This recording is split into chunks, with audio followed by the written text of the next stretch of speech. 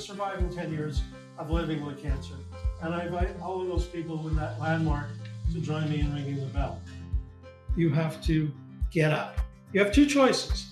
You can lie down and give up, or you get up. And if you get up, we're going to fight. Welcome back, everybody, to the podcast number 8, Gallbladder Sepsis Returns Again. This is the Jack Ostroff Hope Podcast.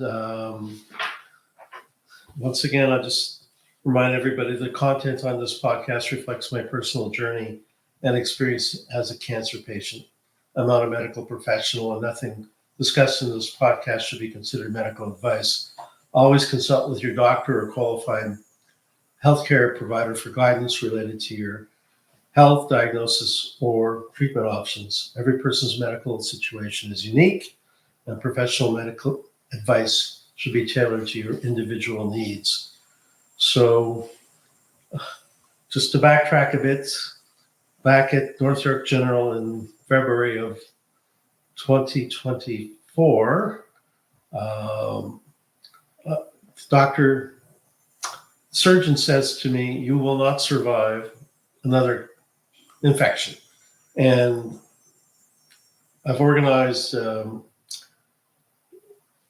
treatment or a gallbladder procedure by a doctor by the name of Dr. Shlomovitz to remove the stones from my gallbladder. There's very little intervention. It's done laparoscopically, so it's quite easy on the body. And it's scheduled for May the 24th, May 2nd, 2024. There's another case of the best laid plans of mice and men. Somewhere in late March, I come downstairs and I say, I'm not feeling well. And it's not getting any better. So, we jump in the car and we head down to TGH because we want to see Dr. Shmolovitz if possible. And as we pull into emergency at TGH, I black out. I have no recollection of anything from there till approximately 5 days later.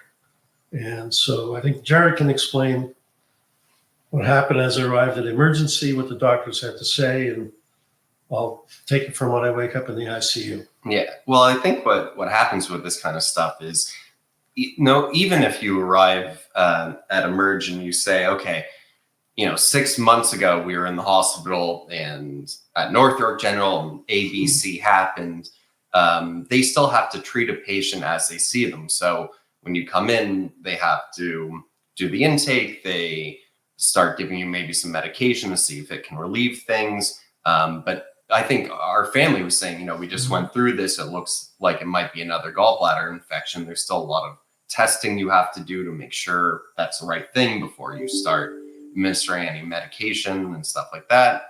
So that all took a bit of time. And of course, when you're dealing with something like sepsis, things can change dramatically. So I think you were doing pretty fine in Emerge, and then things started, numbers started dropping pretty rapidly. And, I've said in the previous podcast, it's really important that you're there for your family members and you're listening to what the doctors have to say, because we took all these signs that we saw from the previous experience, like 6 months prior, that we were able to kind of identify and tell the doctors, this looks really similar to what happened last time. So in conjunction with the doctors, we got you moved up to the ICU, which was definitely the right place for you to be dealing with sepsis. And I remember having a conversation with the doctor, and they said, he's where he should be.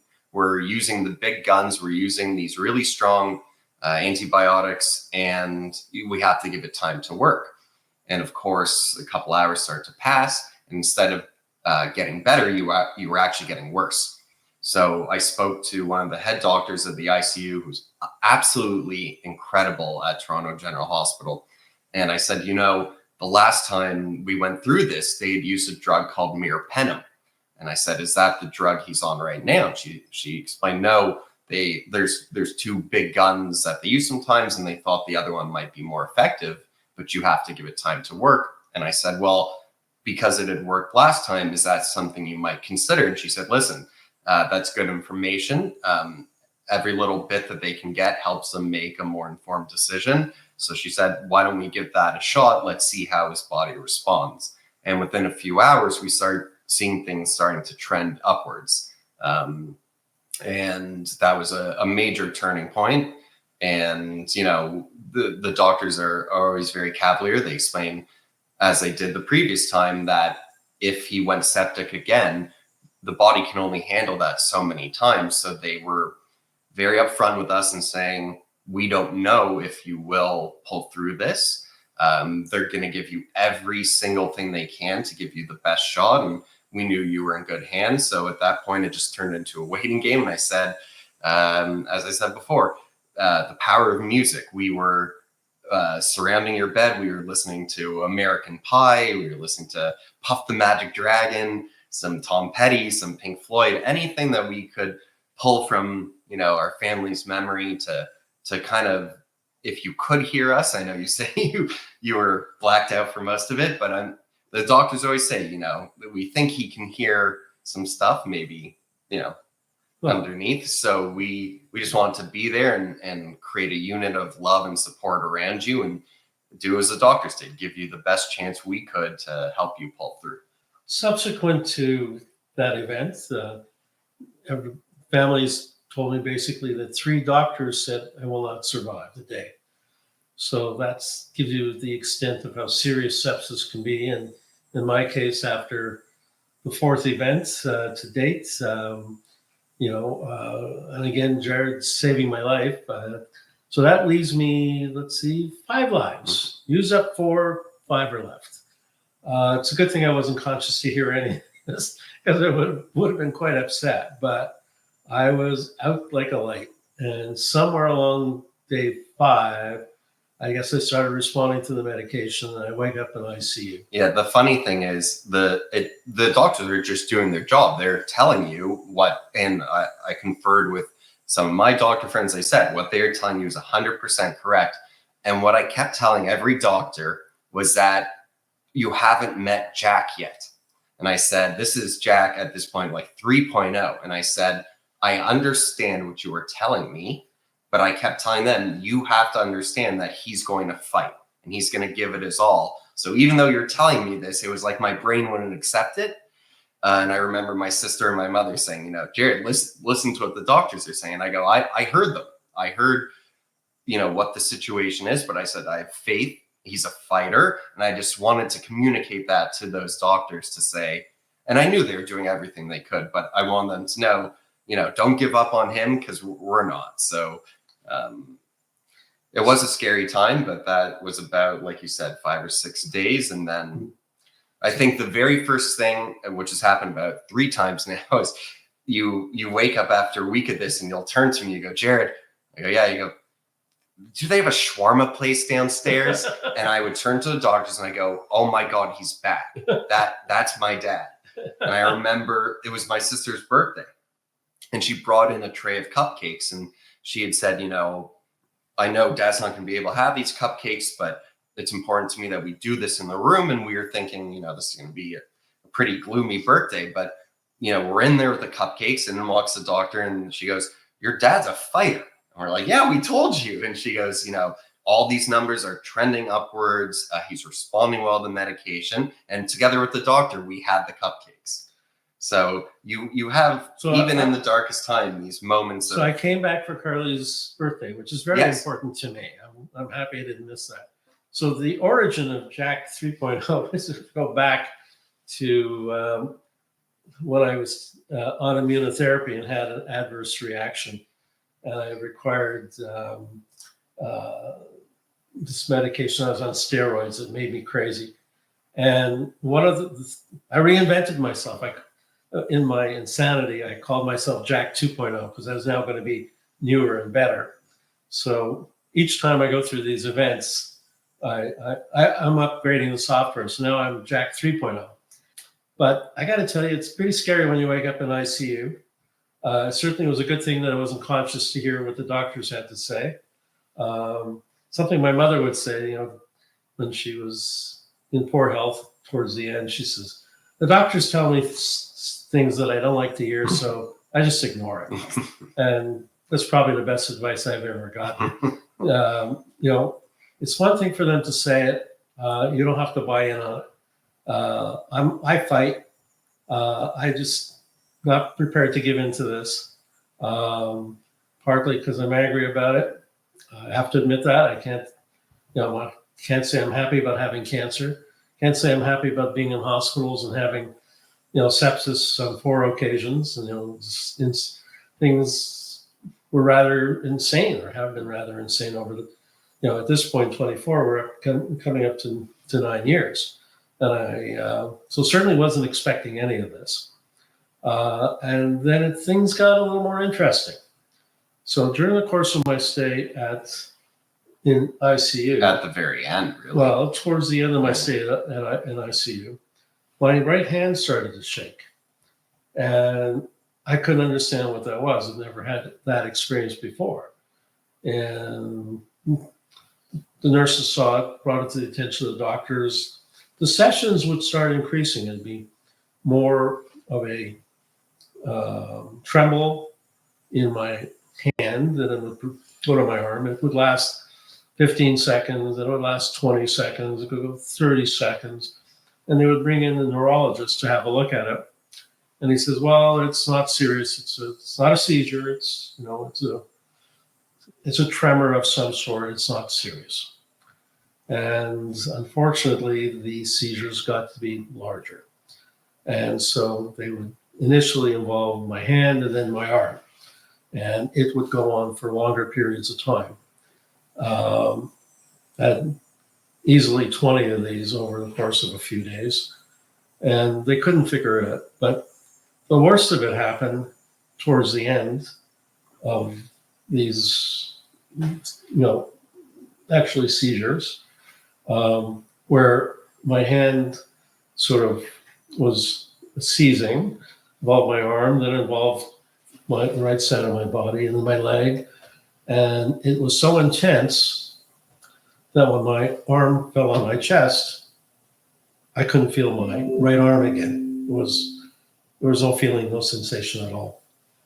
At that point, I think ICU recognized that it was time to do a brain scan.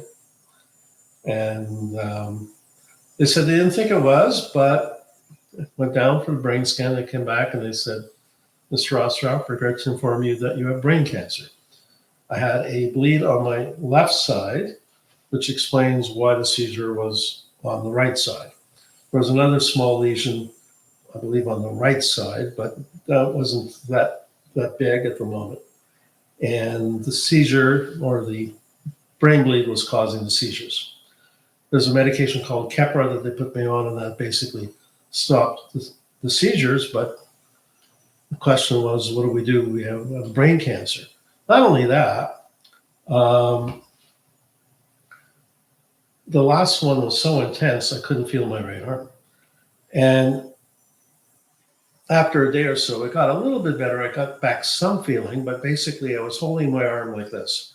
It would always be up. My hand was in sort of this position, and I couldn't use it. And now I'm thinking, oh God, Houston, we got another big problem. How am I going to manage without my right hand? I use this to write, I use this for the keyboard, I eat with my right hand. I'm right-handed. Yeah, they couldn't have gone after your left hand. Well, at least leave you with taking a little pity on me. No, they went right for the gusto. And that was a very scary feeling. I mean, the seizures are scary, the intensity and the unpredictability. It's how it concluded by in this position. And I'm thinking, how is this going to resolve itself? I mean, I don't believe anybody's going to help me like this. I'm going to live the rest of my life like this. What kind of quality of life am I going to have? And so it also created a whole nother kind of series of problems, because it's like you're in the hospital recovering for one problem. So it's not like you could walk out and then go over to the brain clinic and go, okay, we need to address this. You were still recovering from the gallbladder, from, I don't think the procedure had even been done yet. No. So we're dealing with a million balls in the air. And I remember just to get a date to be seen by someone at the clinic, at the brain clinic, takes time. And one thing that we did was, the second we found out this was a problem, my mother, Shauna, previous podcast star, and I went over to Princess Margaret Hospital, and we went over to the brain clinic, which is another unit of unbelievably smart, intelligent, helpful people. And we sat down with someone and we said, my dad has a consult booked, their TGH was good and making sure they got something on the books. And we said, here's everything we've dealt with in the last, year and in the previous couple of years, and all the challenges you've been through. And we said, if there's anything anyone can do to make sure that we can move this up so that we could try to eliminate one problem and try to put out the other fires. And that's why I always say it's so important to be there to advocate for someone who might not be stuck in a hospital bed, is, to go over, try to make sure someone hears your story, can put a face to a name, knows that the family is there, that they're cheering for them, that they're going to be in contact. And amazingly, they got you in very, very fast. It's remarkable how quickly they got me in to assess. They were amazing. And to determine a course of action, and their belief that I could recover, which was a shock to me because I was certain what the rest of my life was going to be like. So I have to remind you, I've said this before, but the doctors of Princess Margaret, the staff, are amazing. The people they're extremely knowledgeable. They're amongst the best in the world, as PMH is rated amongst the best hospitals in the world. The other thing that I was amazed at is the technology that was available right at the hospital. The equipment to deal with my brain cancer, how they would go about, doing that and resolving it, because the bleed had to be attended to. Otherwise, the seizures were going to continue. And while the Keppra was keeping things under control, didn't feel that was a long-term solution. So we, in the midst of having my arm in this situation, it took me underground from TGH to PMH, and I got to meet a doctor, a neurologist at the brain clinic, and they explained that they would put a mask on my face. They would build a mask strictly for me to help them, target and map out my brain effectively, and to target the lesions. And so if you can imagine being fitted for a goalie mask, I would sit there and they put this mask on and use this technology to mold the mask to my specifications.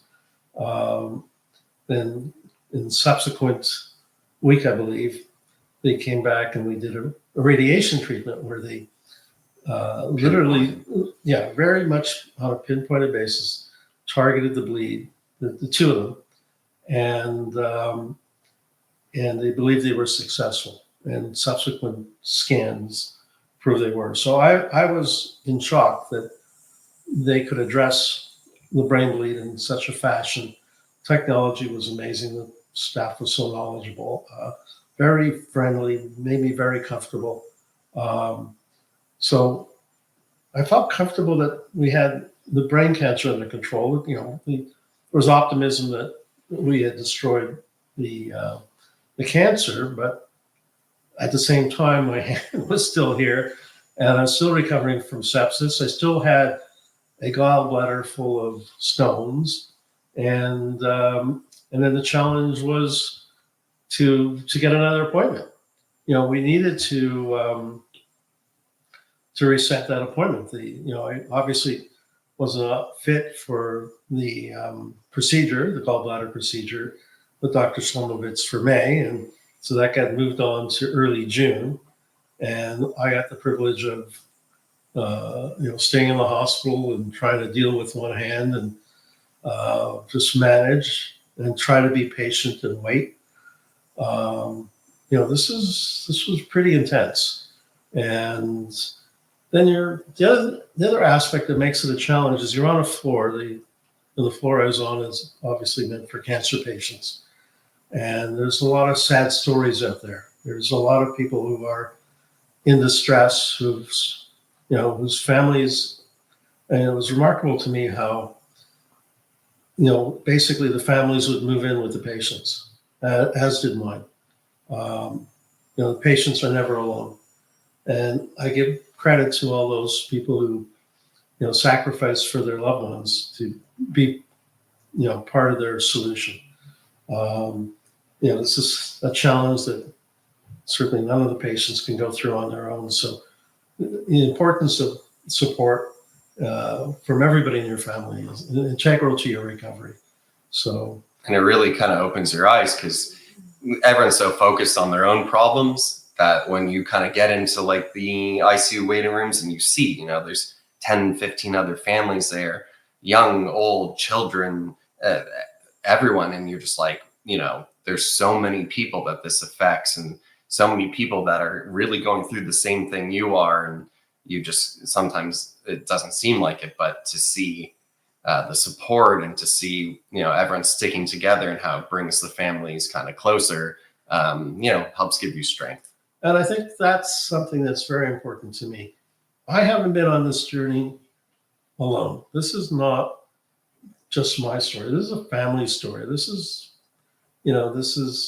Shauna and Jared and Carly coming together. I mean, the stress was intense, and a lot of times it was on their shoulders, even more so than mine. I wasn't in a position to do much, but they were proactive, and they weren't shy about, talking to sort of friends, colleagues, doctors, consulting with specialists to find solutions for me. And I would not be here without them. This is not my journey. This is our journey. And I'm so proud of all of them for how they stepped up, how they never wavered. Even to this day, if I'm having a bad day, I get 3 calls from Carly. I get one in the morning, one at lunch, and one in the evening. How are you feeling? How are you doing? What's going on? What are you up to? She worries. I don't like the fact she worries, but I think that says a lot about our relationship, that she cares. We all care for each other. We all support each other. It brings your family together. It should bring your family together. I know the stress can be very difficult on many, but we can get through this together. This has not been, it says Jack's Hope podcast, but really it's a podcast related to my family and also to my friends, my extended family and my friends. I mean, they would come and visit me. They'd be supportive, even under these circumstances. I think I've shocked most of them with the way I looked, some of the time. But they persevered, and I'm always grateful for that. I would not be here without the support of family and friends. And for those of you who have friends that are in this situation or family, I understand how difficult it is to get to the hospital. Some people have issues about hospitals. I have issues about hospitals. I don't want to be in a hospital. I have, and so if you're uncomfortable in going to hospitals, because also there are sick people there. Nobody wants to get sick. I get all that. We do a lot of FaceTime calls, phone calls. I mean, some people would send lunch. I mean, there's a million different ways you can be involved. We had the kids writing cards that we would decorate my grandchildren, room with. So grandchildren would be wonderful. It really was a full team effort. So whatever you can do, it's not about outdoing anybody. It's just simply pick up the phone and call. Ask. Don't be shy about asking questions. I mean, I'm always responsive to those that are interested. I'm not trying to make it too gory, or hopefully I haven't for you either. But I do tell the truth. Hopefully in a fashion that people can understand. that not only there have been some really big issues in my journey, but the amazing thing is the amount of solutions, the solutions that have been out there. The doctors, the staff, the technology have all saved my life numerous occasions here. So that's 4. I have 5 left. So they're, we're doing well in that regard. And so I'm grateful to be here to enjoy my family and my grandchildren, my friends. I mean, this is what it's really all about. So we'll only have limited time. This is really about having more quality time.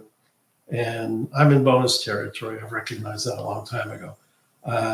But I'm grateful to everybody because I wouldn't be here without my family and without my friends and without all these amazing doctors. So thank you once again for listening. We once again have links to donations. Kindly donate to Princess Margaret Hospital, Cancer Research, Cancer Foundation, and to Kidney Cancer Canada.